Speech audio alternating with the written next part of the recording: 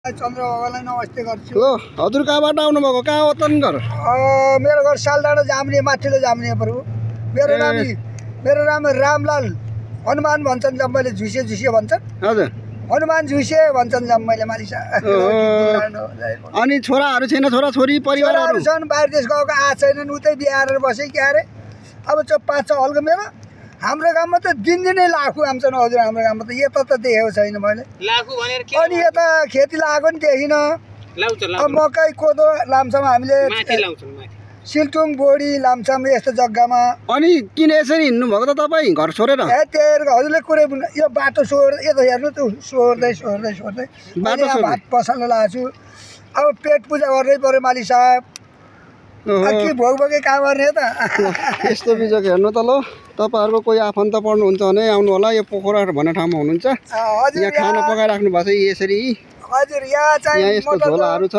यहाँ यस्तै बाटोलाई अब यस्तो कुराहरू चाहिन्छ भने अब काम गर्छ। यो पोखराको विजयपुर भन्ने खोलामा खाना पकाएर बसिराख्नु भएको छ है, बुवा हुनुहुन्छ।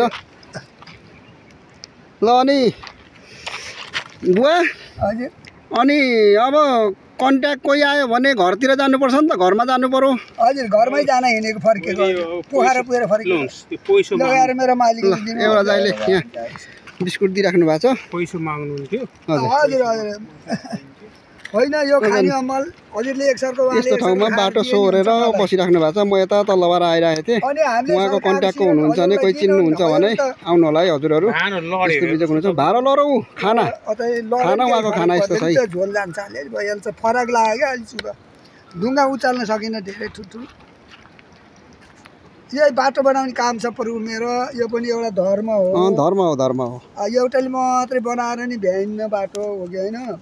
अब पृथ्वीभरि मोटरको बाटो भगवान् ईश्वरले रथ दिनुभएको छ। हजुर अब बिजुली रथ दिनुभएको छ। ल लिनु पैसा। ए हुन्छ मेरो मालिक साहब, दया भयो प्रभु, जय भगवान्।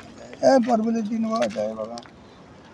मैले भगवान्को नाम लिएर हिँड्छु। केही खाजा खानु के भरे?